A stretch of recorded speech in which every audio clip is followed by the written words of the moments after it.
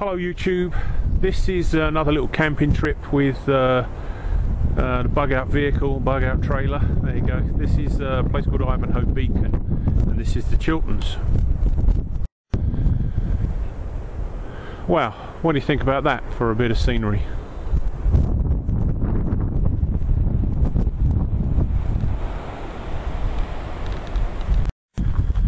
Well, just going to have a little scout round, pick up my firewood for this evening. I don't think there's going to be any at the campsite I'm at, and if there is I'll probably have to pay for it, so might as well just pick up what's lying around here.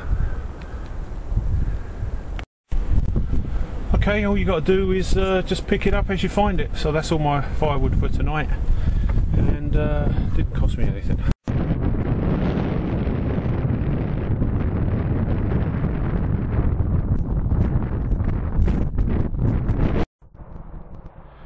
Okay YouTube, got the old army tent out again. I've put a few extra guy ropes on it because it was really windy while it was going up, and last thing I want is for it to disappear in the middle of the night with me in it. Beautiful sunset, just about to get some food on, and the tent went up no problems at all. You know, it's been packed away since before Christmas, but it was all good. Got the trailer set up and the kitchen out.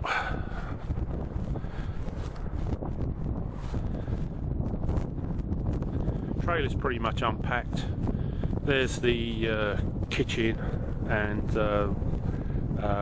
jerry can of water and a bowl for a little bit of washing up when I finish cooking.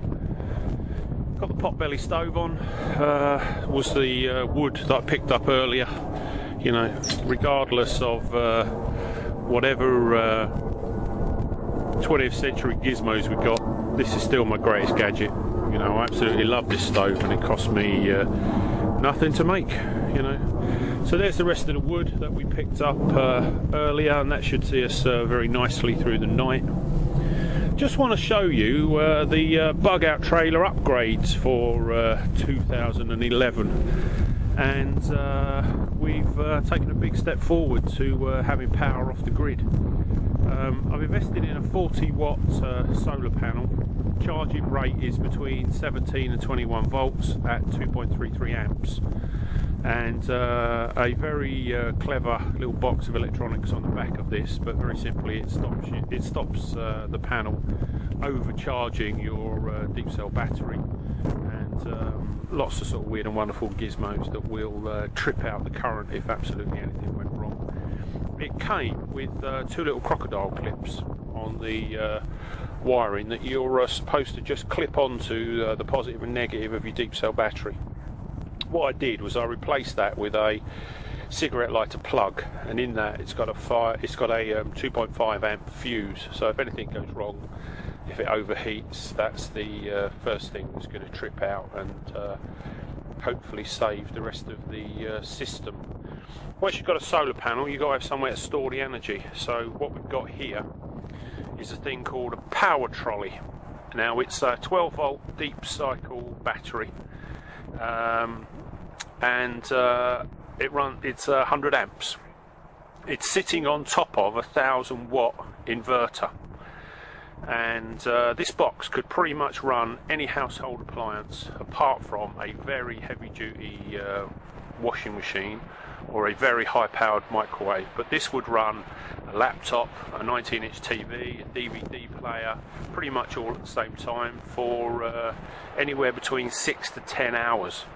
You know, so it is a very high powered device. You've got to think of this box as mains electricity, because if you got a shock off of it, that's the voltage that would hit you, you know, at about 240 volts. The box has got this emergency LED on the front.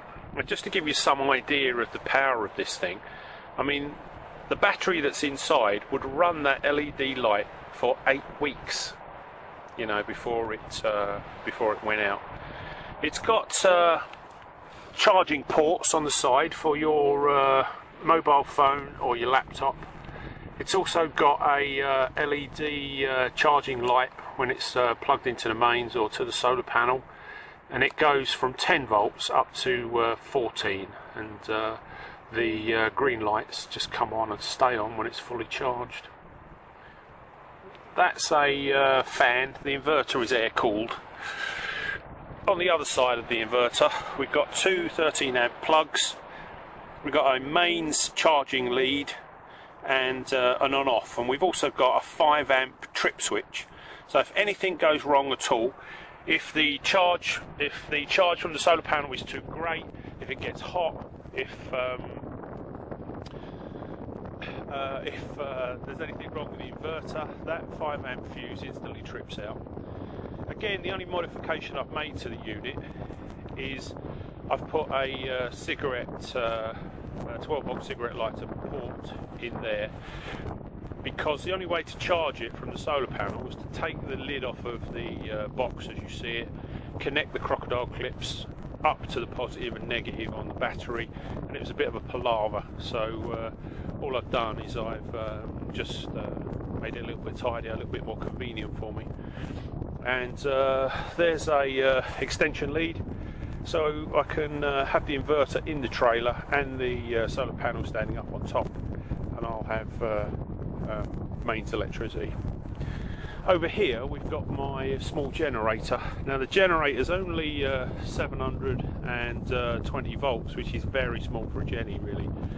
I bought it because it come along at the right money. Will still give us 230 to 250 volts, and runs on a tank of unleaded petrol with oil. So this is 2-stroke, and you mix it at a 50-to-1 mix. But we'll run for 8 hours, give you 8 hours electricity on one tank of gas. And briefcase Jenny, it is pretty quiet, although it's not silent. One way or another, we've got power off the grid. You know, I can use the Jenny to plug into the inverter, and that way it will charge the inverter at 230 to 220 to 250 volts, or I can use the solar panel to charge the inverter at 17 to 21 volts, or I can charge the inverter off of the vehicle. Just down here is another port, and what that is 12 volts direct current, so I can plug a plug in there, put it straight onto the battery of the Land Rover, and that will give me 12 volts direct current charge. So one way or another, we've got 3 ways of charging this inverter, which is giving us mains electricity. That's the biggest upgrade for the Bugout trailer for 2011, and I'm looking forward to playing with it. In truth, I don't use a lot of mains power off the grid, but if I did end up in a semi-permanent, permanent location, you know, I guess mains electricity would be just peachy. You know, at least you could run your laptop, recharge your mobile phones, light, emergency lighting, cooking. You know, I have got a small travel kettle with me in the trailer, and you know, the prospect of just being able to plug something in is top notch. Recharging my handheld radios, things like that. So big step forward, really pleased with it. Any comments, love to hear them. This is me and another little attempt at escapism in the Chiltern Hills. Any comments, love to hear them. Back soon.